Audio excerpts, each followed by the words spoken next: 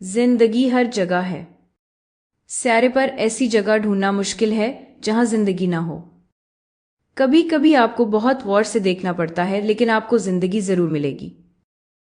एक ऐसी जगह जहां आपको जिंदगी मिलती है जबकि आपको वहां की उम्मीद ना हो, वो है कुछ मील मोटी बर्फ के नीचे। अगर आप अंटार्कटिक की तरफ जाएं, जो मेरी पसंदीदा जगहों में से एक है, तो वहां आइस शीट्स बहुत मोटी होती हैं और बुनियादी तौर पर बर्फ से बनी होती हैं, जो गिरती रहती है, दबती रहती है, दबती रहती है और दबती रहती है, यहां तक कि सारी हवा इसमें से निकल जाती है। ये बहुत बड़ी आइस शीट्स इसलिए बनती हैं क्योंकि बर्फ कभी पिघलती नहीं। इसके नीचे प्रेशर इतना ज्यादा होता है कि जो पानी इन आइस शीट्स के नीचे फंसा होता है वो कभी मुकम्मल तौर पर ठोस नहीं बनता, और वहां पानी की एक तह बनती है जिसे लेक वॉस्टक कहा जाता है, जो आइस शीट के नीचे बनती है। हाल ही में रूसी जियोलॉजिस्ट्स के एक ग्रुप ने एक ड्रिलिंग रिग बनाई और उन्होंने बर्फ में नीचे तक ड्रिल किया ताकि लेक वॉस्टक के बहुत नीचे वाले पानी का नमूना ले सकें। और सोचें उन्हें क्या मिला।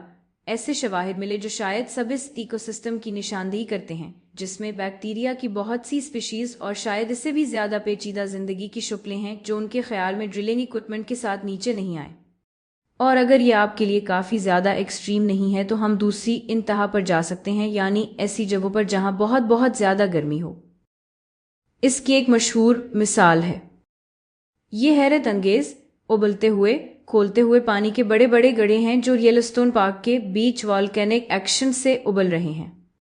आप यहाँ शानदार दौरे कर सकते हैं और इन पूल्स में हैरत अंगेज रंग देखते हैं, और ये रंग ज्यादातर मिनरल्स की वजह से बनते हैं, लेकिन ये रंग जिंदगी की वजह से भी बनते हैं, जैसे सिंगल सेल्ड माइक्रोब्स यानी बैक्टीरिया, उनकी बड़ी बड़ी कॉलोनीज। हम ऐसे जानदारों की बात कर रहे हैं जो 80 डिग्री सेल्सियस तक बर्दाश्त कर सकते हैं, जो तकरीबन 180 डिग्री फ़ारेनहाइट के करीब बनता है। तो हम उबाल के बहुत करीब पहुंच रहे हैं, और यही बात कुछ साइंसदानों को ये सवाल करने पर मजबूर करती है कि जिंदगी का अपर टेम्परेचर टॉलरेंस लेवल क्या है। एक बात जो मैं समझती हूँ कि हमें यहाँ देखनी चाहिए जब हम ये बात करते हैं कि जिंदगी हर जगह है, तो हम साथ साथ बायोमस नामी चीज की भी बात कर रहे हैं। हम मुख्तलिफ किस्म के ऑर्गेनिजम्स की बात कर रहे हैं जो मुख्तलिफ जगहों पर रहते हैं, और इनकी तादाद की बात कर रहे हैं। इन ऑर्गेनिजम्स की तादाद को मिलाकर हमें उनका वजन या मास मिलता है, यानी किसी जगह पर मौजूद ऑर्गेनिजम्स का मजमूई वजन। जब मैं कहती हूं कि जिंदगी हर जगह है, तो वाकई हर जगह है, और ये बहुत ज्यादा भी है। अर्थ एक लिहाज से एक जीता जागता स्यारा है। लोग पहले भी ये बात कह चुके हैं, लेकिन जब आप बायोमास के हर जगह अर्थ पर फैले होने के लिहाज से सोचें तो ये बिल्कुल सच है। एक और अहम बात यह है कि जिंदगी हर जगह यकसा तौर पर तकसीम नहीं है। हर स्पीशीज के लिए अर्थ पर इसकी अपनी खास रेंजेस, हैबिटेट्स और डिस्ट्रीब्यूशंस होती हैं जो कि उनकी खुसूसियात हैं।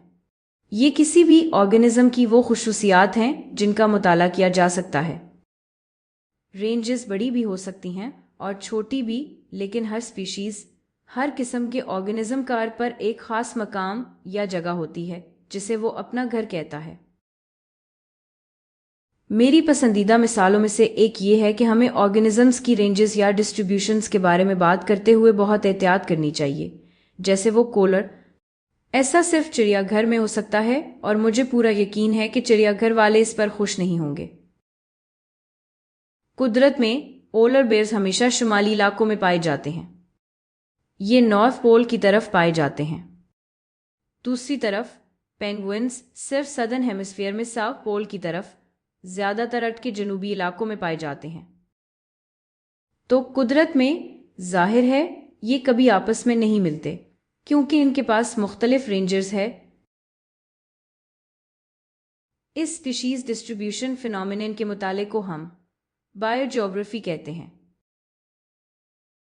ग्राफी का मतलब है इसे लिखना, समझना और मैयर करना। जियो का मतलब जाहिर है अर्थ होता है। बायोपीफिक्स को इस सब के शुरू में लगाएं तो हम असल में ये देख रही हैं कि जिंदगी अर्थ पर कहाँ कहाँ पाई जाती है, और हम ये बयान कर रहे हैं कि ये पैटर्न्स कैसे नजर आते हैं और कैसे बनते हैं। یہ ہمیں واپس اسپیشیز ریچنس کے کانسیپٹ کی طرف لے آتا ہے جس کا ہم پہلے ذکر کر چکے ہیں۔ کسی خاص جگہ پر کتنی مختلف قسم کی اسپیشیز رہتی ہیں؟ میں اسپیشیز ریچنس کو میئر کرنا چاہتی ہوں تاکہ میں کچھ بائیو جیوگرافی کے پیٹرنز کو سمجھ سکوں۔ ہمارے پاس اسپیشیز ریچنس کو میئر کرنے کے مختلف طریقے ہیں۔ ہم باہر جا کر سرویز وغیرہ کرتے ہیں اور ہمیں پتہ چلتا ہے کہ کچھ علاقوں میں اسپیشیز ریچنس زیادہ ہوتی ہے اور کچھ علاقوں میں اسپیشیز بہت کم ہوتی ہیں۔ یہ بھی فرق ہوگا کہ ہر اسپیشیز میں انڈیویجولز کتنے ہیں اور ان کے پاپولیشن سائزز کیا ہے۔ تو اگر آپ کہیں بھی ڈرائیو کریں، بس کہیں بھی ڈرائیو کریں تو آپ دیکھ سکتے ہیں کہ آرگنزمز کی اقسام اور ان کی تعداد میں کیسا ان ایون ڈسٹریبیوشن ہوتا ہے جب آپ ڈرائیو کرتے ہیں۔ چلیں اپنی کافی لمبی ڈرائیو آرکٹک ٹنڈرا سے شروع کرتی ہوں۔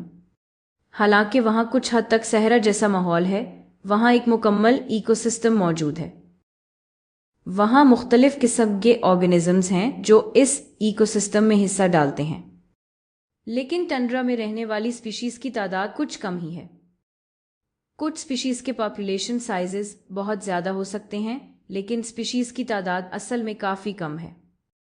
مائکروسکوپک آرگنزمز کے علاوہ آپ ٹنڈرا میں پائی جانے والی زیادہ تر سپیشیز کو اپنی گاڑی کی کھڑکی سے دیکھ سکتے ہیں۔ اب چلیں ساؤتھ کی طرف اور فرض کریں کہ اسمس آف پانامار سے ڈرائیو کرتے ہوئے ایمیزن ریجن میں داخل ہو جائیں۔ آپ اپنی گاڑی کی کھڑکی سے باہر دیکھیں تو آپ کو ڈائیورسٹی اتنی زیادہ نظر آئے گی کہ آپ کے لیے سمجھنا مشکل ہو جائے گا جب آپ وہاں سے گزر رہے ہوں۔ ٹائپس، نمبرز، رینجز اور ڈسٹینس، آرگنزمز کی ڈسٹریبیوشنز اتنی زیادہ اور پیچیدہ ہیں کہ انہیں گننا تقریباً ناممکن ہے، اور ہم انہیں گننے کی کوشش کر رہے ہیں، لیکن یہ واقعی ایک بڑا کام ہے۔ یہ سائنس کے لیے ایک بہت بڑا چیلنج ہے۔ ایمیزن ریجن میں بہت زیادہ سپیشیز ریچنس کی بات کر رہی ہوں۔ اسی طرح اگر آپ سنورکلنگ کریں جیسے یہاں کیلیفورنیا کے پاس، تو یہ سنورکلنگ کے لیے زبردست جگہ ہے۔ وہاں شاندار آرگنزمز ہیں اور بہت زیادہ تعداد میں ہیں۔ لیکن اب ذرا سوچیں کہ صرف گرم پانی میں زیادہ آرام دہ ہونے کے علاوہ اگر آپ سنورکلنگ کے لیے فلپائنز چلی جائیں تو کیا ہوگا؟ فلپائنز کے کورل ریف میں جو ڈائیورسٹی، سپیشیز ریچنس اور یہاں تک کہ آرگنزمز کی اصل بائیوماس آپ دیکھیں گے، وہ کیلیفورنیا کے کسی بھی راکی شور کے مقابلے میں کہیں زیادہ ہے۔ اور یہ ایک زبردست ڈیمونسٹریشن ہے کہ نہ صرف آپ کو زمین پر یہ فرق نظر آتا ہے بلکہ اوشن میں بھی یہی پیٹرن ملتا ہے۔ ارتھ پر زندگی ہر جگہ ہے، بس کچھ جگہوں پر یہ زیادہ ہے اور کچھ جگہوں پر کم۔